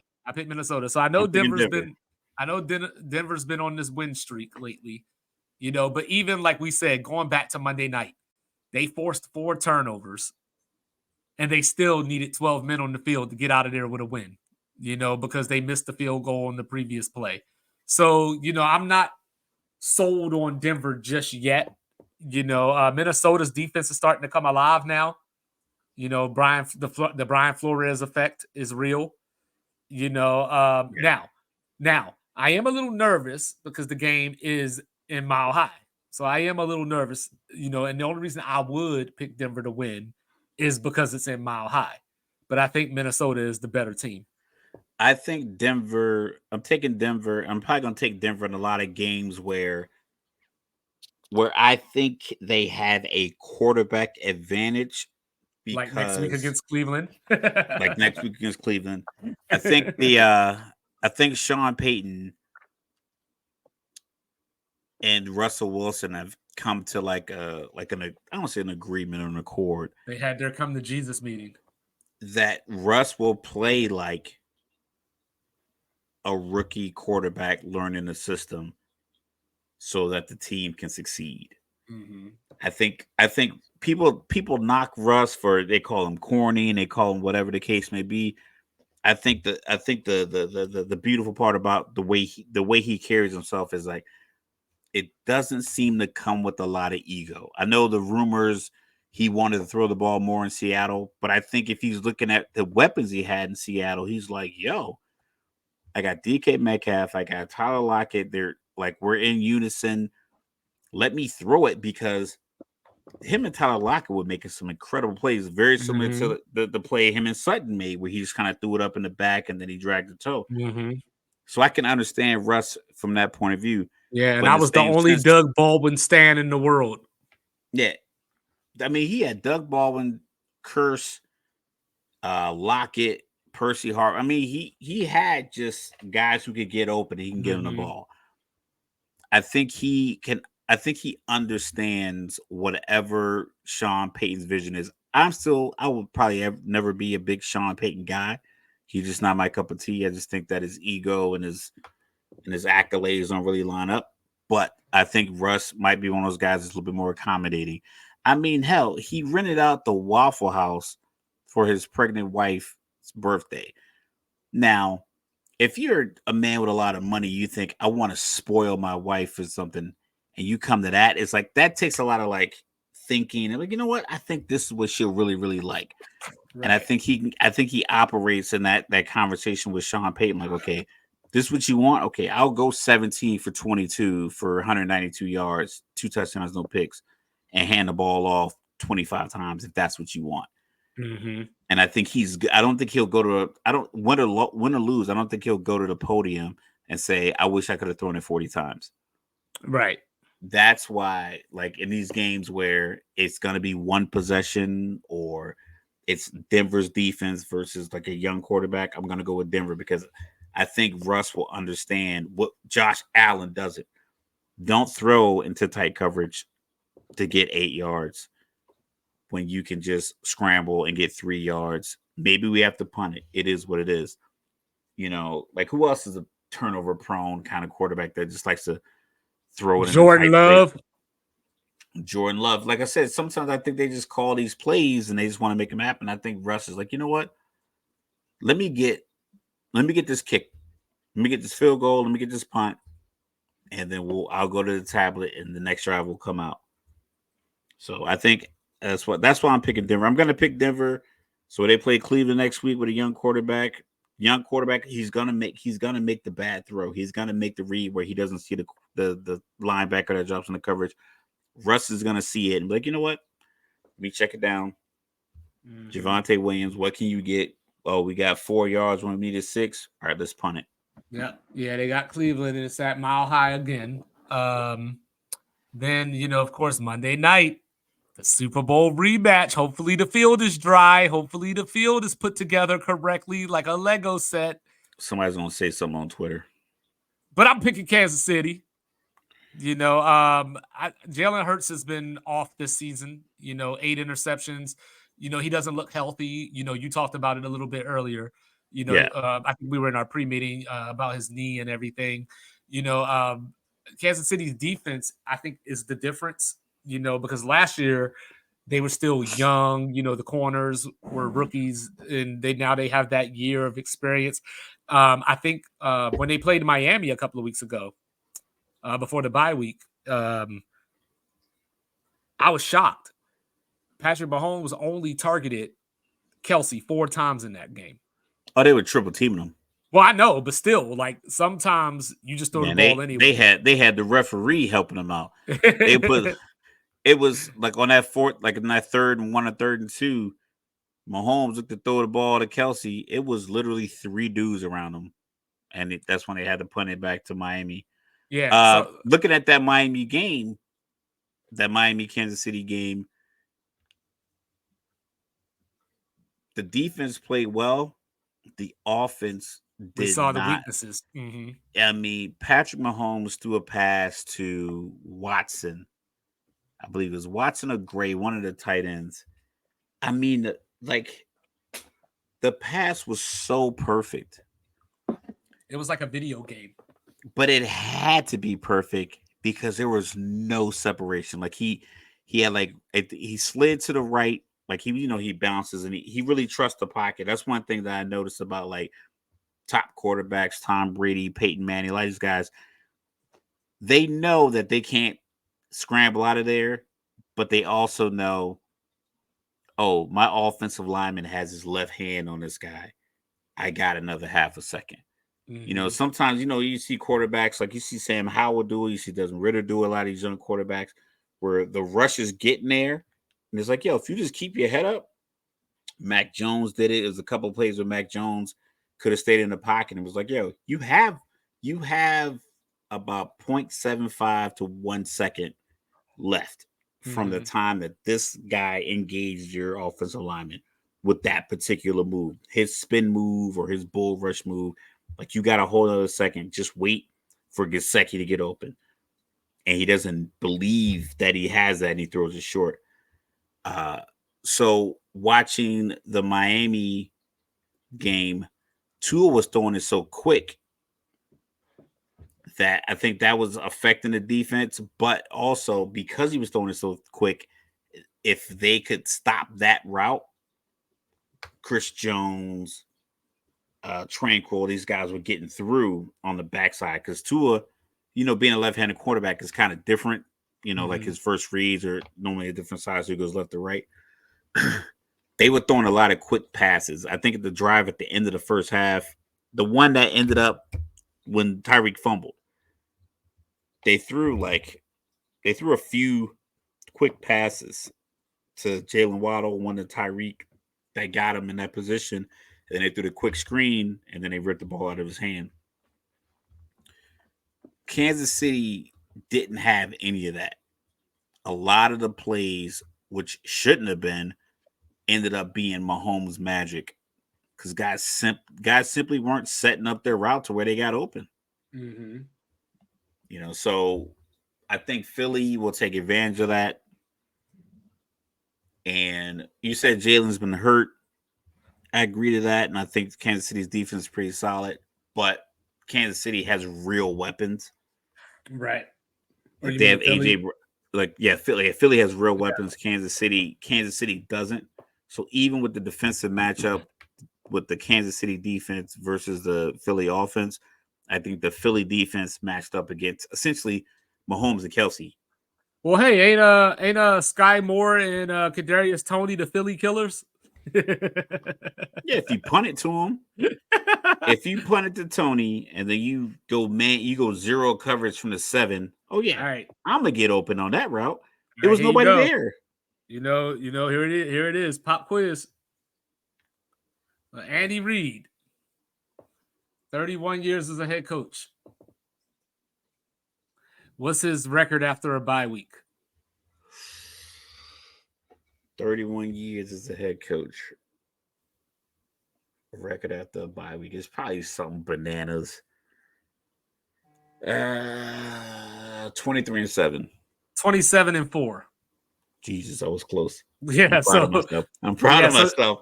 yeah, so that's part of the reason why I'm picking Kansas City as well, and of course it's at Arrowhead, so not to be confused with Burrowhead. Burrowhead, yeah, that was cute for like a weekend. But yeah, so there you go. NFL picks are in the books, and then every night before I go to bed, this is probably a little TMI for y'all, but every night before I go to bed, I get on Peacock, I throw on the WWE network, I start, watching some old school, we're in November right now, so I'm watching all the old Survivor Series right now. And one of my favorite wrestlers growing up, the $1 Million Man, Ted DiBiase, the $1 Million Dream was his finishing move. Little did I know that Draymond Green was as big a fan as the $1 Million Man as I am. Yeah, he is. Like, so, the, Uh no Carl no Anthony points. Towns isn't though. No, Carl Anthony Towns is more like Bobby the Brain Heaton. He just runs away whenever the conflict happens. You know, Anthony Edwards, Stephanie like McMahon got more action than Carl Anthony Towns. yeah, yeah. Anthony Edwards is like, Ric Flair, he do all the talking, Woo! All and that then talking, when the fight happened, he's all like, that hold me jelly, no back, hold me toast. back. You know what I'm All saying? that Like jelly, no toast. so I think what I didn't realize at the time that this brawl, and I use that word loosely, that Yeah. like that this brawl broke out was that like it was literally like right after tip off, nobody scored Yo, it yet. was 90. Yeah, because that like as we were doing the show this other day, I was like, yeah, it's like 10:27 left in the first. The score was 0-0. Yeah, I was like, hold on, How let me you that back mad up. at 0-0? Let me back up. And then, And I don't you even know, think Clay shot the ball. I don't even know how like him and l- McDaniels got but into it. they were just running up the court. You know what I mean? But let me hold on. Let me get into my phone for a second. Say Right. I don't like to do that, but I found this. Okay. So, Rudy Gobert, did his interview talking about Draymond's a clown. He didn't want to play because Steph wasn't there, all this kind of stuff like that. So I found this meme from Clutch Points. Since 2019, Draymond has been ejected 11 times. 7 of those ejections, Steph didn't play in that game. He just wanted to get up out of there. And I think Clay tried to beat him to the punch and just didn't do a good enough job. The crazy thing is I saw that same stat on what is it? First things first. Yeah. Draymond has played like 74 games without Steph. So 7 of them he got ejected. So basically 10% of the games that Steph doesn't play, he's like, I'm not interested in playing. Granted, it could be coincidence. Nah, I don't think it is. I like Draymond because I think his behavior on the court is authentic. I don't think it's inauthentic. I don't think it's fraudulent. No, it's not an act. I just think it's at some points is unnecessary. If you like Jim Jones had a quote and he was like, if you can't stay motivated, stay consistent. If you constantly gotta hype yourself up and create and generate this beef. I know rumor has it Jordan would make up beef Mhm. arguments, but I think that just comes along with the allure of Jordan as this, this Zeus kind of character in our Americana. But if you gotta constantly just like razz yourself up, you arguing like you've been to 6 NBA finals, you have Mhm. 4 championship rings, your Mhm. team has been must see TV since Obama was president. You know what I'm saying? 73 wins. 73 wins. You have one of the greatest comebacks, in the Western Conference Finals, and then subsequently one of the greatest collapses. But even in that game 7, Still a I part think of history. Draymond, I think Draymond still won like 32, 10, and 10 in that game. He did. Like if he didn't get suspended, he would have probably won Finals MVP if they won that game. Yeah, because he was on one in game 7. But Hmm. with that being said, the game 6 suspension or the game 5 suspension, because his behavior in game 4 cost him game 5. And that's long been the story. Like, yo, that particular inability to maintain your emotional maturity cost you a championship. So the fact that that is like the argument, even if it's not true, even if it was a situation where, even if you'd have played game 5 and Kyrie and LeBron go off for 82 points total, it is what it is. But we never know because your behavior got you kicked out for game 5 of the NBA championships. So how are you still behaving that way literally 7 years later?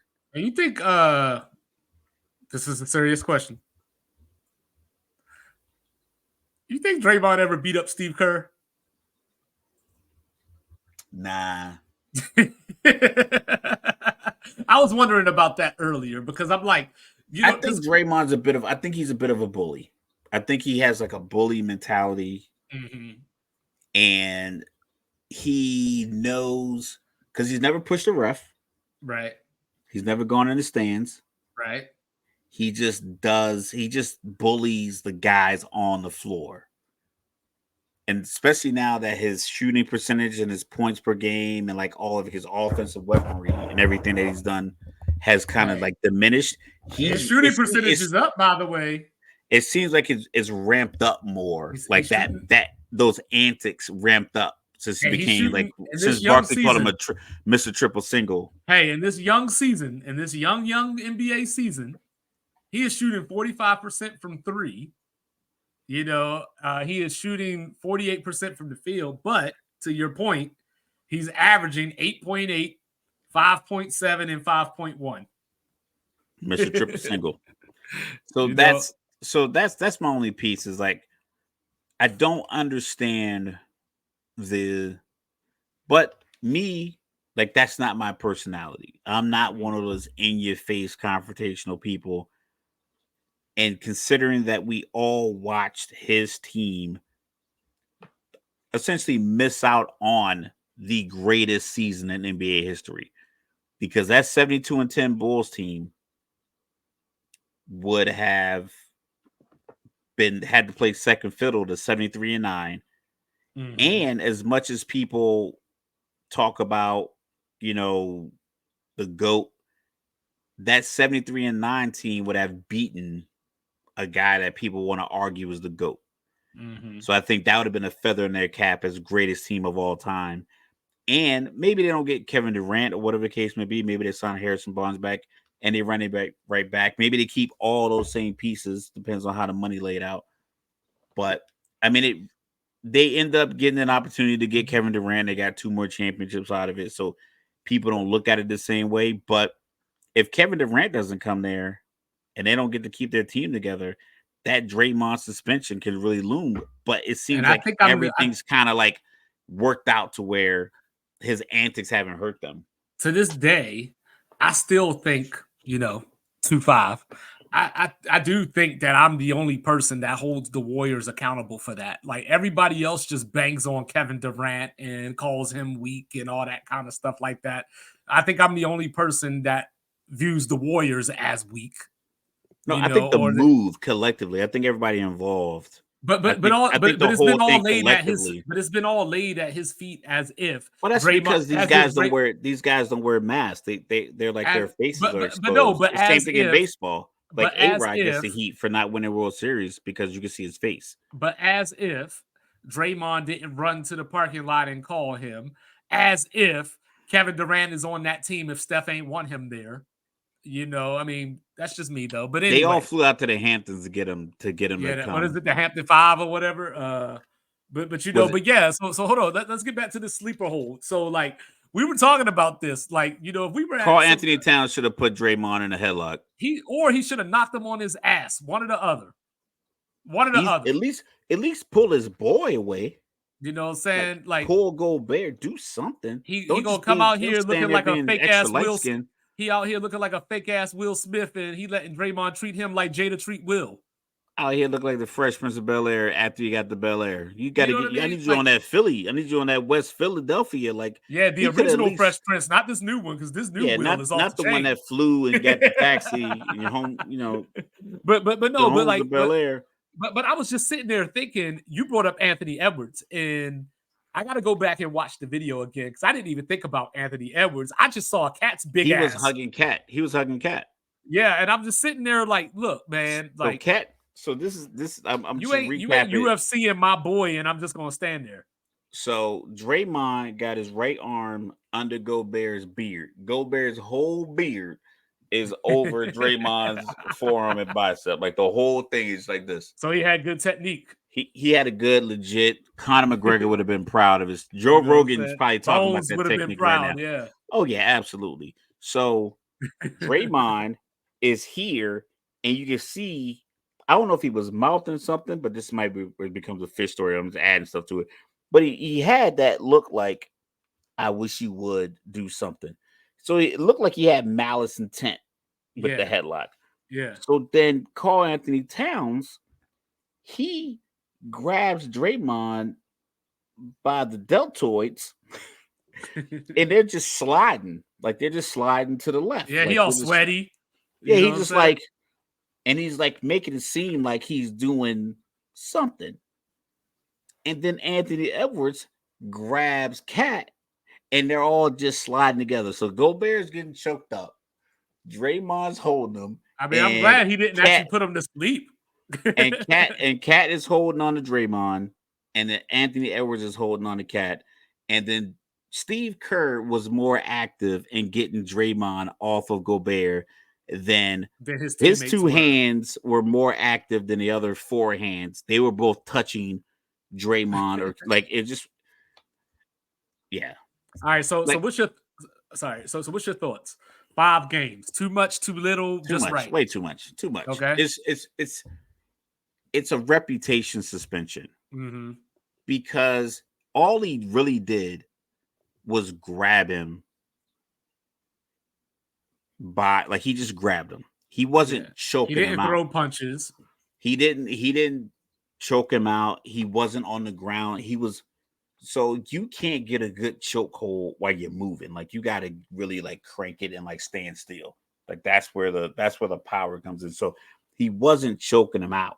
He just was grabbing him. So it's the equivalent in my mind of him grabbing him by the jersey Well, that's and like Rudy slinging him. Gobert. He's like, oh, he's a clown, and I'm like, I didn't see you trying to get out that chokehold. Oh, it was deep. Oh, it was locked in. Listen, I don't know if you have been in a chokehold before, but you can't if it's in there deep, and you gotta keep in mind Draymond's a big dude. Like Yeah. Draymond, we look at these NBA players and we think of them as regular sized people. Like I told you, Right. my boy Jeff, Matt, and Nate, my friends from Utah, they're three brothers. They are 6'6", 6'4", 6'3" and a half, 6'4". They're some of the tallest people I know personally. I got a cousin named Al, is about 6'8". So those four people, they just tower over me in any kind of situation. So Draymond is 6'7". So Draymond's a big dude. So it's not like it's just as easy as getting a soccer player off another guy or like a second baseman off of a shortstop, whatever the Right. case may be. Like Draymond's a big dude. But Cat is also like 6'11". So he should have been able to get in there. I think Anthony Edwards might be like close to 6'3", 6'4", not as big as Draymond. But Cat is bigger than Draymond. It should have been a little bit more intensity Well, with it just him goes coming to back. the aid of Rudy Gobert. Well, it just goes back to my theory of they don't mess with Gobert like that. You know what I mean? Like, If Pat Beverly was on the team, we would be having a different conversation oh, right Pat now. Beverly would have threw a chair at somebody. Like he would have been the Be like, Boondocks. you'd be like, yo, how many times did Pat Beverly hit Draymond in the head with a chair in the locker room? And because it would have been they would have been look for him. And then he would have came out with the camera to show the ref, like, nah, Yeah. Draymond grabbed him first. Oh yeah, Pat Beverly would have missed about 32 games if that Yeah, was like, because I think he would have thrown well, you saw punches. his video. He was like, yo, I taught you better than that. Oh, tell about. Cat, like, he's like, I taught you better than that. And I get that the NBA does go overboard. We talked about this in the group chat before because I think it was a conversation. This is when we had like more white guys in the group chat. I remember we had this conversation because we lost a lot of white guys in 2020 in our sports group, the 365. When we were having George Floyd conversations, a lot of people just kind of fizzled out. Like, yeah, this might not be the group for me. When you say stuff like, "Let's see the whole body cam footage," like, yeah, this is not the right group for you, player. Yeah. Because it's like, so we lost a few guys, and then, but one of the conversations was like hockey and baseball, predominantly white sports. They let the fights play out as part of the entertainment, and the bench is clear. In hockey they fight. The refs Granted, chill. they fight all regular season long, and it seems for some reason the playoffs they tend to not fight. I wonder why that is. Yeah, Um, the refs just stand there the and let rest them, the rest let them chill, and when they get to like the ice, then they tackle them. In the NBA and in the NFL, one punch predominantly makes black you a sport, thug. one punch makes you a thug. It gets you kicked out of the game, even though you're out there throwing your 255-pound body around. I'm like, this punch, if Fred Warner were to punch uh, Jalen Hurts in the head, that's way less impactful than Jalen Hurts getting blindsided off a blitz by Fred Warner. But they'll Hmm. treat the punch like it's the most violent thing ever. I'm like, do you know what these dudes are doing? They're wearing like they're wearing ceramic and metal helmets, banging into each other at full speed. Um, but we talked about like so in the NBA, it was like you step onto the floor, they're gonna kick you out of the game. So I can see how you don't want Cat to punch Draymond in the face or Anthony Edwards to punch him in the face, but he already had your boy in a chokehold. So at a minimum, if you match that energy, they can't say you took it overboard. Right. You'd And I be mean, like, and look, and I don't want to do the whole like some games matter more than others or whatever. But the T Wolves, came into that game 8-2. So like we still got 70 games to go. You know what I mean? Like you could miss these five or whatever. You could miss these 3 games or whatever it is, yeah, and and earn the respect of your team. No, let your teammate know that you got his back, even if you don't like him. Like like it's like one of those things, right? Like you definitely I'll can't be like. Remember when LeBron held Chris Paul back in that yeah, Rondo? Everybody banged on LeBron. It's like, well, LeBron's like, yo, Chris Paul's my boy, but like, yo, Rondo's on your team. right. I was one of That's those it. people. You know what I mean? Like, And yeah, I wasn't. Rondo's on your I mean, team.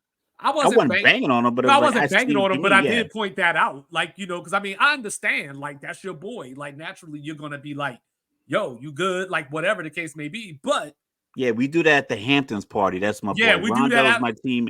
Yeah, when we at the white party with Mike Rothstein and all those other go to the guys. locker room after the game and be like, yo, Yeah, Chris, I wanted to have your back, man, but I just, you yeah, know I got how to it ride. goes. I got to ride And for the team that's paying me $45 million yeah, and then a y'all year. eat some Yeah, steak and and your wives like just chill out on yeah, on get back on on a the banana boat. yeah, there you go. That's what I was trying to think of. Yeah, But get but back on a but banana yeah, boat. like you know what I mean. But even that, like, I don't remember Brandon Ingram like getting suspended for like 30 games or something over that. Nah, I think he got. I'm gonna say he got single digits, Yeah, that's less what than I'm seven. saying. It So might so have been three because I think what did he get? Because he pushed James Harden. The scuffle broke out, and then the ref got between him and James, and he shoved the ref. And mhm, I think that's where he got his games. But 4 games. even then, yeah, like I said, even then it was like I knew it was low single digits. Yeah, So I definitely would have taken a headlock. yeah, OKC is beating the brakes off of Golden and State right now by yeah, they're no up by Steph. 18. He's getting his knee reevaluated, but but it's one of those things where like like I said, I'm not condoning violence. I'm not advocating for violence. I'm just a Pro believer protection. of there's Pro something you got protection. to do. Like I've always said, what I'm saying, I'm probably the last person that would just walk up to somebody and punch them. You know what I mean? Like I wouldn't just walk up on somebody and punch them. That's not my thing. But there are reasons that you could get punched in your face. Like, you know what I mean? There are things that you can say to me that will That make gets you me punched in the punch you. face. There are Yeah. things that you can do around me or like whatever that will require me to put my hands on you. But I am not looking to put my hands on somebody. I'm not walking Correct. down looking for a fight. So in that situation, so like I said, bringing it back to us, like if we're at a bar, like we're at, I don't know, you mentioned like a podcast convention or something. Yeah, we're at a podcast convention. Yeah. You know what I'm saying? And something breaks out. I'm not thinking to myself like, oh man, if I punch this dude, like ESPN ain't gonna call us. Like I'm thinking like, yo, like what you doing? Like why you up Yeah. on my dude like that? Why is your elbow underneath my boy's beard? Yeah. So, Like, so I saw people. So I saw people arguing about this because like you mentioned, Draymond's reputation. So I saw some people saying like, Gobert went to grab Clay or whatever he was trying to do. So Draymond saw that as an act against my teammate. I don't know what's going on. Like it's heat of the moment. You touching my boy for some reason. I'm gonna just grab you. It could have been way worse than that. Like, you know what I mean? Like, he could have grabbed him, threw him on the ground, and started stomping him. I don't know, but but the thing about Draymond's reputation, I'm looking to get me a piece of Draymond if I'm Anthony Edwards or if I'm Carl Towns, the way he's talked to you over the years. right, Like the way he's back, way he's. I know he said something slick to you because I never forget what he said to Paul Pierce about you think you get that Kobe, you think you could get that yeah, they Kobe don't mess tour. with They don't you love like you like that. that. So I'm looking to get him. I'm pretty sure he has said things of that nature. I mean, hell, Jordan Poole caught that right hook to the face. So I'm looking at it like, yo, I'm gonna get one in on Draymond because it's not like he hasn't put himself in a position where he hadn't deserved getting slapped in the Right, face once right. or twice. And make It's him react and get him suspended for yeah. longer.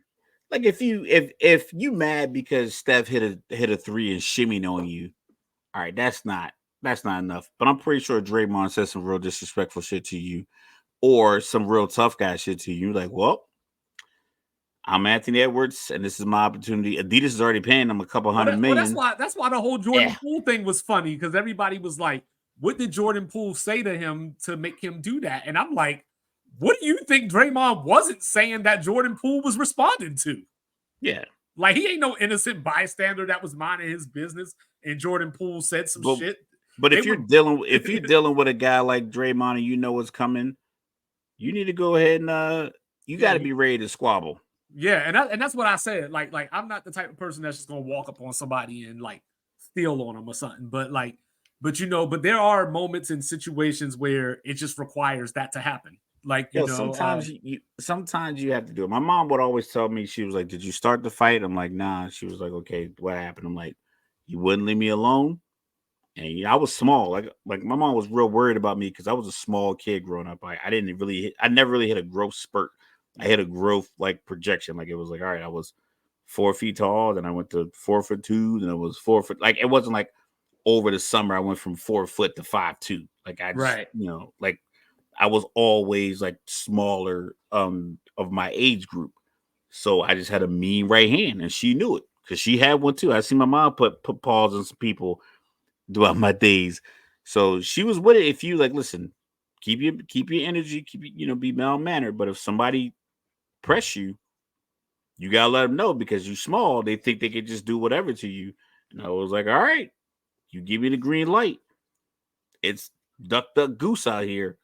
So I would act like I had to because it's like I couldn't be in a position where you think you're gonna just bully me. And I think Draymond bullies people and no one checks him for it. It's like, first of all, no one in the NBA is going to throw any punches.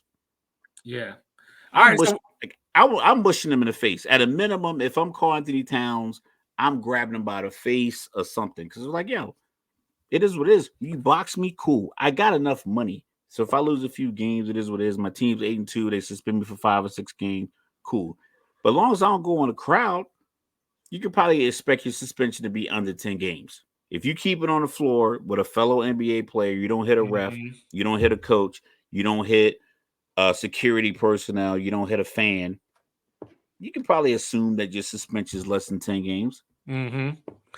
Yeah, like the whole thing was just weird, especially like I said, just for the fact that the game had literally just started. Like I was just like, yo, Man, it Was was Clay trying to get zero ejected zero. too? Like, like I don't know what was going on. Like it No was just playoff animosity, no conference seeding, no history. Like, I can't think of anything that would make McDaniels feel like, first of all, I don't think I've ever seen Klay Thompson go at anybody. no. Yeah, So it so may it so might have just been one of those things where Milwaukee, but Minnesota's feeling like, yeah, we need to earn our respect, and this is where we're gonna do it with this intensity. But I mean, it worked in I'm Golden just State's glad favor. Steph They still wasn't out lost. there. I'm just glad Steph wasn't out there because if dude would have grabbed Steph like there, it would have been like a national emergency out there. All I'm saying, if you grab stuff like that and you got his beard, your elbow, Draymond's punching you. Like for Yeah, all I'm saying, everything else, like I think like a lot of his antics can be over the top. tailored and like they can be a Yeah. little bit more tempered. He's if you like that's why he went after Gobert for grabbing Clay. He's he might hit you with some John Jones elbow kind of situation if you grab come on you grab stuff like that around the neck. It's right. Steve Kerr might hit you. Yeah. Steve Kerr might hit you with that I'm not one-headed taking quarter off off the the table. bench. I'm not taking off the table that Draymond might have beat up Steve Kerr before. I'm not taking that off the table. Listen, Steve Kerr got punched by one of the greatest basketball players of all time. Uh, Yeah, I'm and pretty sure Draymond bigger than him. a lot of people are bigger than Jordan. You know what I'm saying? So, but no, but yeah, the Warriors, like I said, we'll see what happens with Steph getting his knee reevaluated, so they're gonna be getting worked until he gets back, you know. Yeah, We'll see, but but I'm pro defend your teammate. If absolutely. you gotta punch somebody, sometimes you just gotta punch somebody. Like you A you good you listen, a good mush has a good mush, like a good hand palm especially NBA player. Your hands are ridiculously big anyway. It's it doesn't hurt like a punch, but the morale of the person that gets mush, it looks more embarrassing mm-hmm. if Twitter screenshots this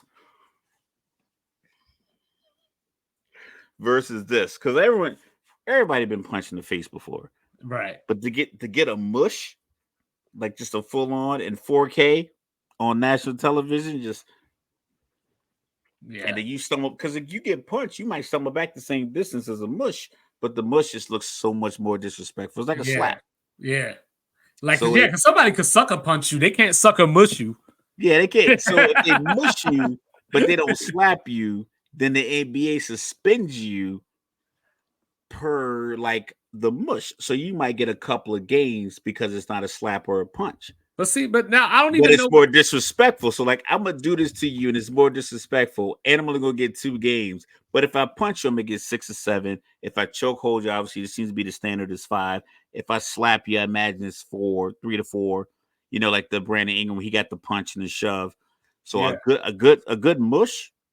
So is this like baseball? Like the next time that the Warriors and T Wolves play, like, Gobert gonna have some words for Draymond? They're gonna have a real meeting. They're gonna have multiple meetings. It's gonna be Zoom conferences between the GM and the whoever is in charge of the rules and who's ever head of the refs. Like, listen, we're not taking no BS this game. And then it'll be another Zoom meeting with the GM, the president, and the coaching staff, and probably Draymond as a team leader and the ringleader of like, hey, this was going on. Yeah. Because I mean that would be smart. That's me thinking like a military person trying to be somewhat proactive in a volatile situations. Like, listen, we know it could go left, but we're letting you know now. If it goes left, the Mhm. 2 people involved getting 10 games. You can Well, take it to the NBA PA after that, but we'll let you know right now ahead of time in this Zoom call, Draymond. If you have a recurrent a resurgence of this energy, we give you 10 games, and anybody else getting 5. unfortunately, they don't play again until March 24th. It'll fade by then. Hell, one of Yeah. them probably be on each other's team. Yeah, we'll see what happens. Clay might be a Timberwolf by then. Hey, yeah, Stephen A done called that man useless. Like, so yeah, like, this is where we are, early basketball, in season tournament, like, all this is, I don't know. Like, I guess everybody at their emotional peaks right now.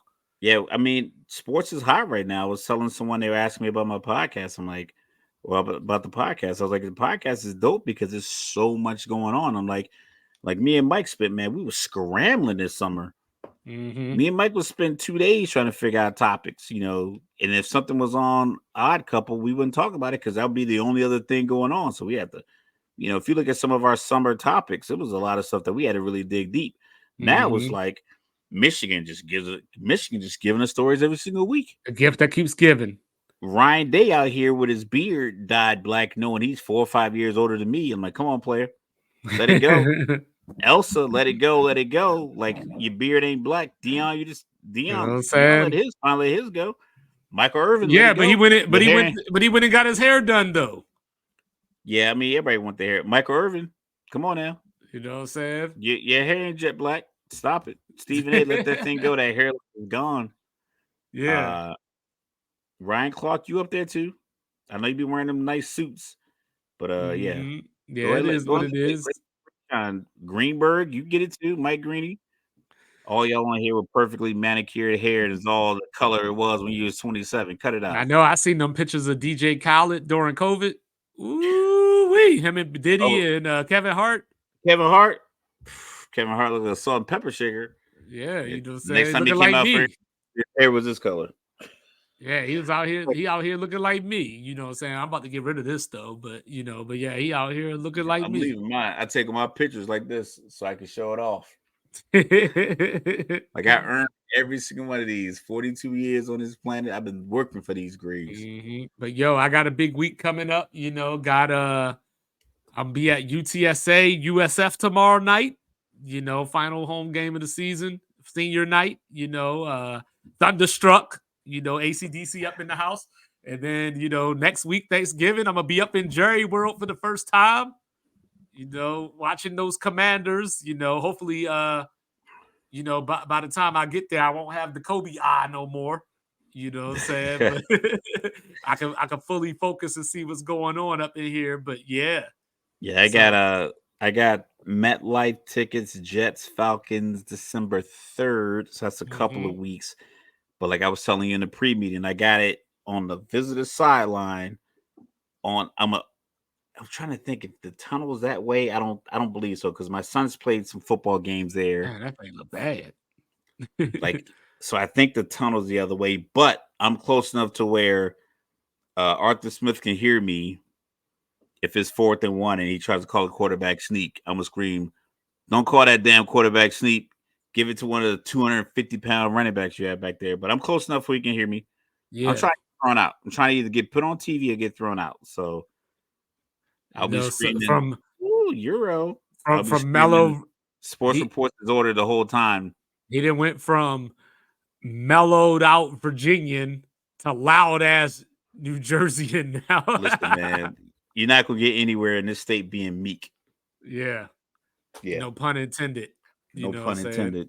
Yeah, you know what I'm saying? Because the meek will inherit the earth or, something like that. You know what I'm saying? But on that note, folks, sports Jersey, reports is ordered. Jersey stand up, especially T-Neck. You know what I'm saying? We ain't forget y'all out there with what y'all did to the Brick FDU. Bowler makers, Let's FDU in the go, house. FDU. Even though their coach left and went to Iona, but it's all good. Like The money does.